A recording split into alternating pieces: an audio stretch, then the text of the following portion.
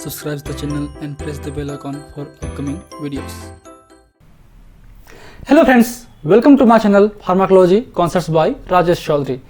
तो आज की वीडियो पे हम बात करने वाले हैं फैक्टर अफेक्टिंग केमिकल शिफ्ट, या बात कहें कि हमारे जो एनएमआर सिग्नल्स हैं उनको कौन कौन से जो फैक्टर्स हैं वो अफेक्ट कर सकते हैं, क्या कौन कौन से ऐसे फैक्टर्स हैं जो कि उसको सील्डिंग कर सकते हैं या डीसील्डिंग कर सकते हैं। केमिकल शिफ्ट में हमने डिटेल्ड जो डिसील्डिंग और सील्डिंग का कॉन्सेप्ट हमने देखा था, तो मेरे जो पुराने वीडियो हैं उसको जरूर देखिए केमिकल शिफ्ट के, ताकि आपको जो कॉन्सेप्ट है वो क्लियर हो सके, तभी आपको ये टॉपिक अच्छे से समझ में आएगा। So, if you want to watch my previous videos regarding the spectroscopy और NMR, you can check the description box below for the link. इसके लिए आपको नोट्स चाहिए तो आप मेरे वेबसाइट www.pharmacyconcepts.in पे विजिट कीजिए, वहां से आप नोट्स वगैरह देख सकते हैं। So, let's discuss about the topic. So, chemical shift और NMR signaling या position of the NMR signals, ठीक। तो पिछले वीडियो में हमने बात किया था डिटेल्ड में, थोड़ा सा हम रिवाइज कर लेते हैं ताकि आपको समझ में आ सके ये टॉपिक क्लियरली। जैसे कि हम जानते हैं कि आपके जो हाइड्रोजन एटम, बात करें पी एनएमआर की या फिर प्रोटॉन एनएमआर की, तो उसमें जो हाइड्रोजन के सिग्नल्स मिलते हैं। सपोज हमारे पास एग्जांपल के रूप में लेते हैं, पिछले हम डिस्कस किए थे एग्जांपल को। सपोज हमारा एग्जांपल है CH3 CH2 और ये हो गया OH। इसमें total number of hydrogen atom कितने हैं? 6 एटम है ना। तो जनरली हाइड्रोजन एटम के 6 एटम हैं तो एक पीक आना चाहिए, पर ऐसा नहीं है। हम देखते हैं कि इनके 3 पीक आते हैं। एक पीक आता है OH का, एक पीक आता है हमारा CH2 का, और एक पीक आता है हमारा CH3 का, ठीक है। तो ये जो ग्राफ है, ये जो दिख रहे हैं वो एग्जैक्ट ऐसे नहीं होते हैं, ये एक तरीके से लो रिजोल्यूशन ग्राफ है। इसको हम इनहेंस करेंगे तो एक तरीके से हम बोल सकते हैं कि ये जो आपका OH है वो सिंगल पीक आएगा, ये जो CH2 है वो बेसिकली हमारा क्वाड्रेट फॉर्म पे आएगा, और ये जो हमारा CH3 है वो बेसिकली आएगा हमारे ट्रिपलेट फॉर्म पे आएगा। इस तरीके से पीक बनते हैं। तो ये क्यों बनते हैं? क्योंकि इनके जो इन्वायरमेंट है, इनके आसपास जो इलेक्ट्रॉन क्लाउड है वो डिफरेंट है। जिसमें इलेक्ट्रॉन क्लाउड या इलेक्ट्रॉन डेंसिटी उस एरिया पे हाई होगी, तो उस इलेक्ट्रॉन क्लाउड की वजह से जो हमारा मैग्नेटिक फील्ड इंड्यूस्ड होगा वो एक तरीके से शिल्डिंग की तरह काम करेंगे।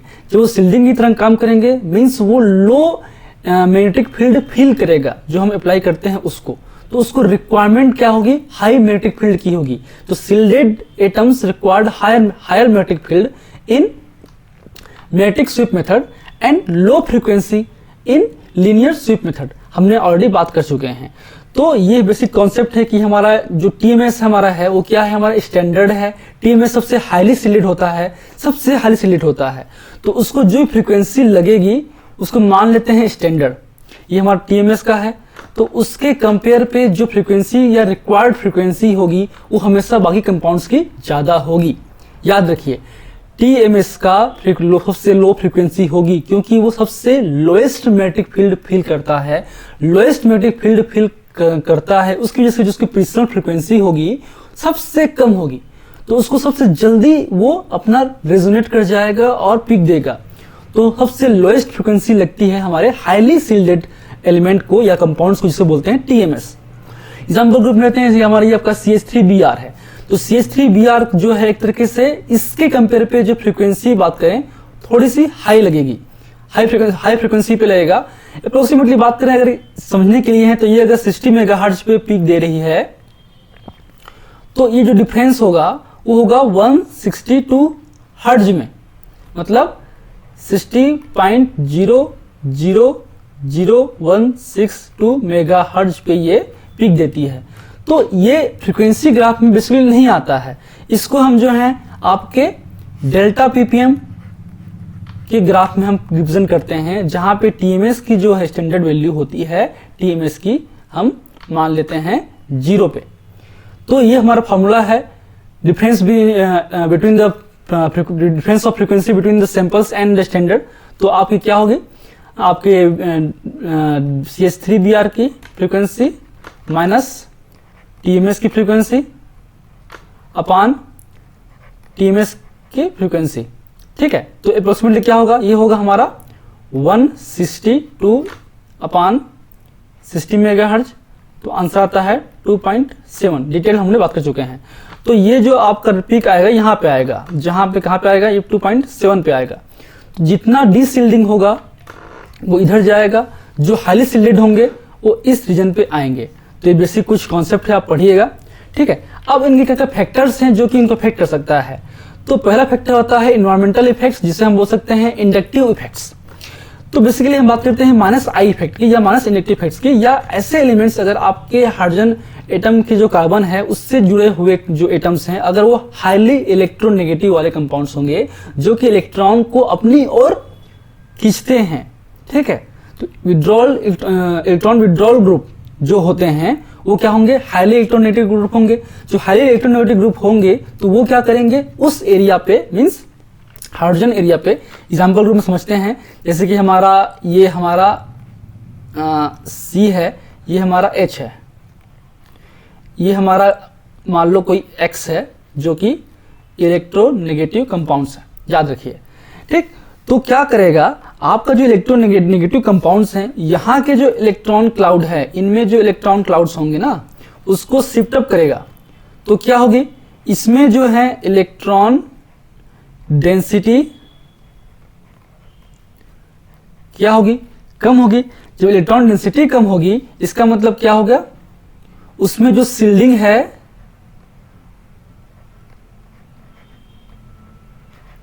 वो भी कम होगा, और शिल्डिंग कम होगा इसका मतलब क्या होगा, वो डिशिल्डेड होगा।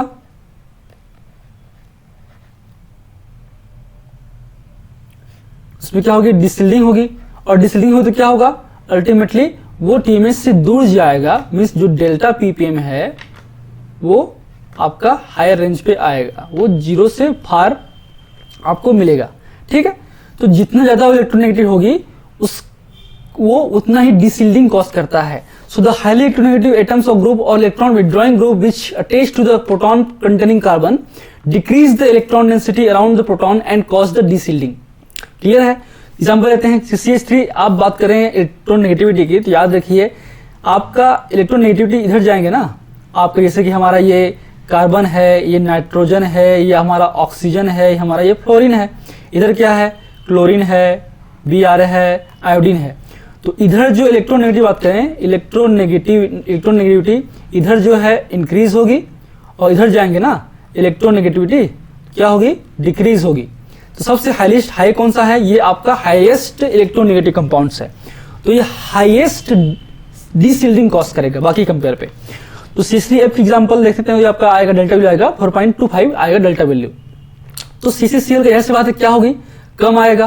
तो कितना आएगा ये 3.10। फिर Br कितना आएगा, CH3Br का 2.64, या हम लोग देखे थे 2.7 अप्रोक्सीमेटली।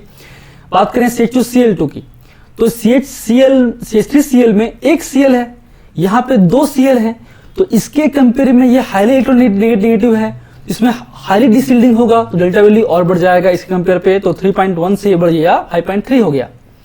अगर यहाँ पे 2 है, यहाँ पे क्या CHCl3, यहाँ पे 3 इलेक्ट्रोनेगेटिव कंपाउंड्स हैं, है कि नहीं। यहाँ पे कितने हैं, 3 हैं, यहाँ पे कितने हैं, 2 हैं, यहाँ पे कितने हैं, 1 हैं।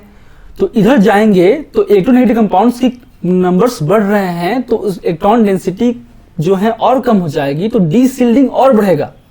तो वैल्यू क्या होगी, डेल्टा जो है वो 0 से और दूर जाएगा, मतलब 10 की ओर जाएगा।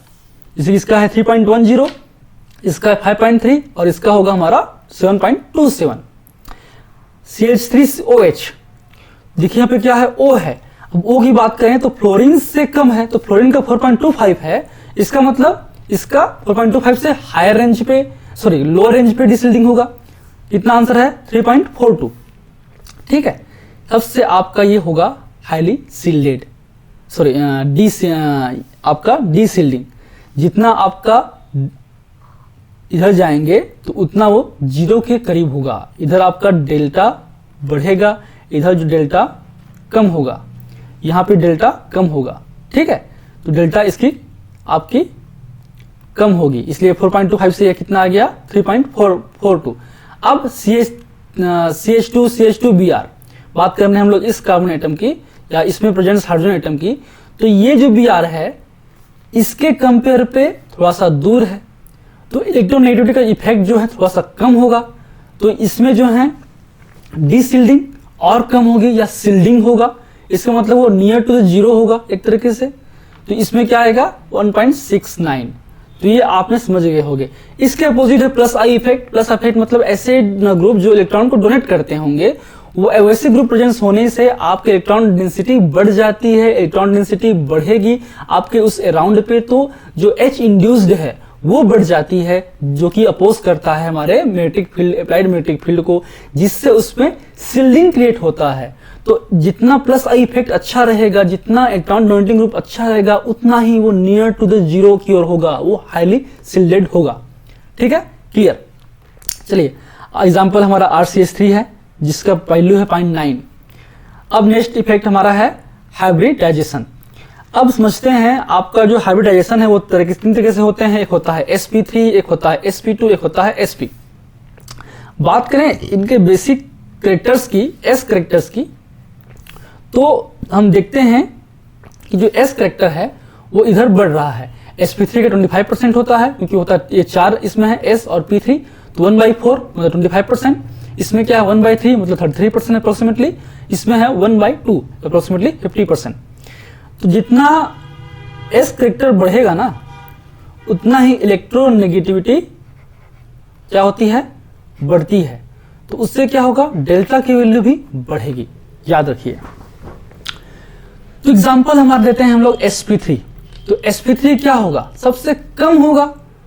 जो डीशिल्डिंग है, इधर क्या है, इधर हमारा डीशिल्डिंग है और इधर हमारा क्या है,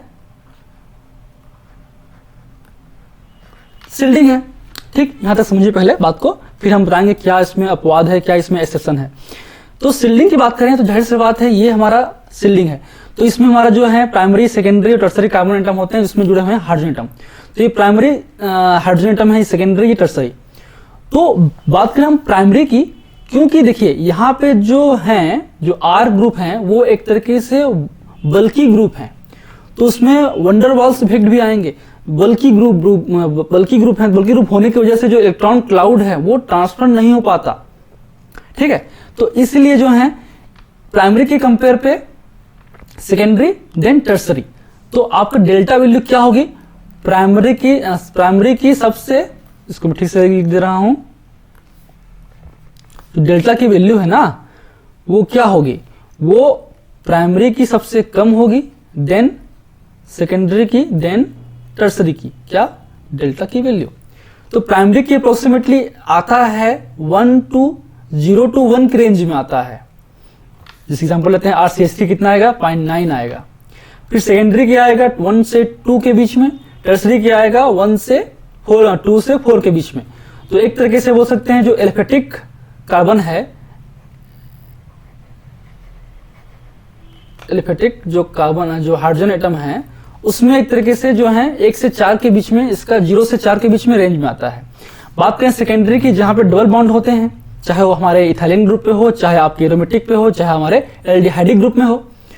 तो देखिए पहले ये आपका विनालिक हाइड्रोजन एटम है, तो इसमें जो ये sp2 है, तो sp2 में इलेक्ट्रोनेगेटिविटी हाई है, तो डीशिल्डिंग होगा, मतलब वो आपके प्राइमरी या बात करें हमारे sp3 के कंपेयर पे थोड़ा सा हायर रेंज पे पिक देगा।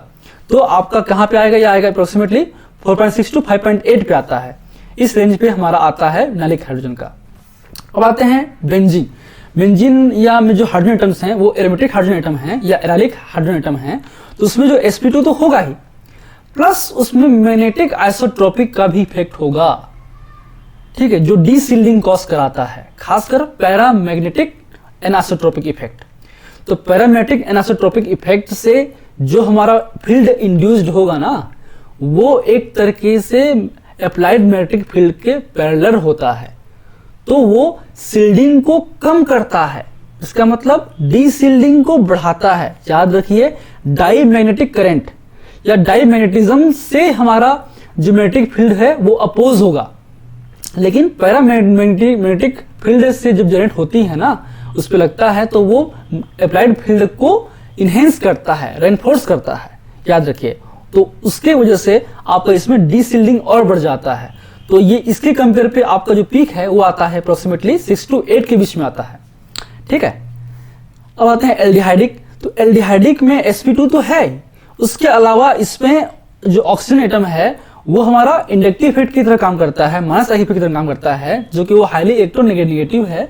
तो उसकी वजह से जो है डीसिल्डिंग उसमें और बढ़ जाती है, और वो आता है अप्रोक्सीमेटली 9 to 10 के बीच में आता है। याद रखिए, ये ऑब्जेक्टिव बेस्ड क्वेश्चंस भी बनते हैं इससे, ठीक। अब आते हैं इथाइलिन। इथाइलिन क्या है? sp है। तो sp तो हाईली है, जो sp है सबसे हाई है, लेकिन ऐसा होता है क्या? ऐसा नहीं होता है, क्योंकि इस पे sp तो है बट इसमें स्ट्रॉन्ग डाईमैग्नेटिक एनआइसोट्रोपिक इफेक्ट शो होता है, जो कि स्ट्रांगली मैग्नेटिक फील्ड को अपोज करता है या फिर उसको शिल्डिंग कॉज कराता है।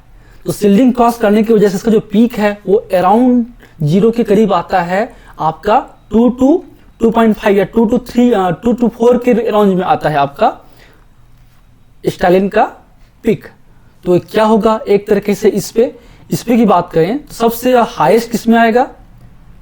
sp2 में आएगा, देन हमारा sp में आएगा, देन हमारा sp3 में आएगा। तो ये हमारा बेसिक होगा किसका? डेल्टा का रेंज, डेल्टा पीपीएम का। याद रखिए जीपेट के क्वेश्चंस आते हैं इस तरीके से, ठीक है। sp2 में किसमें? एल्डिहाइडिक, देन एराइलिक, देन विनाइलिक, फिर sp में, फिर आगे आपका sp में बात करें, ठीक है, एक ओवरऑल। फिर sp3 में आता है। sp3 बेसिकली इसमें मिक्स होते हैं, अप्रोक्सीमेटली ये बात सकते हैं ये मिक्स में होते हैं, बीच में आते हैं, क्योंकि ये आपका बात करें टर्सरी का, तो टर्सरी के कंपेयर पे क्या आएगा? पहले इसका आएगा, टर्सरी आएगा, फिर इसका, फिर देन सेकेंडरी, देन प्राइमरी। तो ये मिक्स्ड है ना। sp2 का तो हाई आएगा ही, देन बात करें हमारा किसका आएगा? टर्सरी का आएगा, टर्सरी कार्बन टर्सरी का आएगा, देन आपका एक तरीके से बोल सकते हैं आपके sp का आएगा, देन बोल सकते हैं हमारा सेकेंडरी, देन प्राइमरी, ऐसा भी कर सकते हैं, है ना। तो ये आपको याद रखिए। अब समझते हैं ये आपका जो एन आइसोट्रोपिक इफेक्ट है। अब आइसोट्रोपिक इफेक्ट मतलब होता है सिमिलर इफेक्ट, एन आइसो मतलब जो कि प्रॉपर्टी सेम ना हो, ठीक। अब देखिए ध्यान से समझिए, अब जो मैग्नेटिक फील्ड जो जनरेट होती है ना, वो एक तरह के सर्कुलर मोशन पे होती है, ठीक है। तो ये इस तरीके से जनरेट होगी, सर्कुलेशन करता है मान लेते हैं, या कहीं से भी करे, जैसे भी करे। तो याद रखिए इस एरिया पे जो मान लो हम इधर से हम लोग कोई अप्लाइड फील्ड लगा रहे हैं, तो यहाँ पे हाइड्रोजन है, यहाँ पे हाइड्रोजन है, यहाँ पे हाइड्रोजन है, ये मान लेते हैं। तो ध्यान देखिए, ध्यान से देखिए कि ये जो हाइड्रोजन एटम हैं, आप खासकर जो हैं इन दोनों को ध्यान दीजिए, ठीक। यहां पे जो मैग्नेटिक फील्ड पड़ रहा है वो आपके पैरेलल हो रहा है किसके? आपके अप्लाइड फील्ड के। तो यहां पे क्या होगा? पैरामैग्नेटिक होगा। इसका मतलब क्या होगा? इसका मतलब जो अप्लाइड फील्ड को रेनफोर्स कर रहा है, जो अप्लाइड फील्ड जो फील्ड है वो क्या होगा? बढ़ेगा। जबकि यहां पे क्या है? ये अपोज कर रहा है। यहां पे क्या है? डायमैग्नेटिक हो रहा है। तो इसमें क्या होगा? H जो फील्ड है वो कम होगा। तो एक तरीके से इसमें क्या होगा? इसमें हमारा शिल्डिंग होता है, इसमें हमारा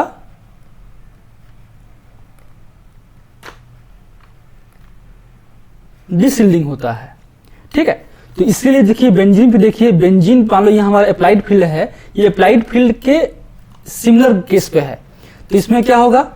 सेम है, तो इसमें एक तरीके से डिशिल्डिंग बढ़ेगा। इसलिए आपके बेंजीन का जो डेल्टा वैल्यू है वो आपके 0 से बहुत दूर 6 से 8 के बीच में आता है, ठीक है। लेकिन बात करें इथाइलिन का, ये हमारा इथाइलिन ग्रुप है, ये हमारा सपोज ये C है, यहाँ पे डबल ट्रिपल बॉन्ड, यहाँ C है, ये हमारा H है। तो मैग्नेटिक फील्ड जो है ऐसे जनरेट होता है, देखिए यहाँ पे इस तरीके से और यहाँ पे इस तरीके से, और अप्लाइड फील्ड इधर है। तो ये अप्लाइड फील्ड के क्या है? अपोजिट डायरेक्शन पे हो रहा है। तो अपोजिट होने से क्या होगा? इसमें शिल्डिंग कॉस होगा। तो इसलिए आपके इसमें क्या होगा? शिल्डिंग होगा, जबकि इसमें क्या होगा, इसमें होगा डीशील्डिंग। तो यही जो बिहेवियर है, जो डिफरेंट डिफरेंट हाइड्रोजन एटम पे डिफरेंट डिफरेंट इफेक्ट पड़ रहे हैं ना, उसी को बोलते हैं एनआइसोट्रोपिक इफेक्ट। अब किसके लिए पड़ रहा है, ये पड़ रहा है मैग्नेटिक की वजह से, इसलिए बोलते हैं magnetic anisotropic effect of the compounds. ठीक, तो ये बेसिक्स आपके फैक्टर्स हैं। नेक्स्ट वीडियो में हम समझेंगे स्पिन स्पिन स्प्लिटिंग। ये जो स्प्लिटिंग हो रही है ना, वो क्यों हो रही है, ठीक है, वो क्यों शिफ्ट हो रहा है इधर उधर, वो हम देखेंगे नेक्स्ट वीडियो पे। So I hope you like my videos. If you like my videos, please press the like button, share with your friend, and any feedback, please comment in the comment section. That motivates me for the upcoming videos. And last, thank you. Keep watching.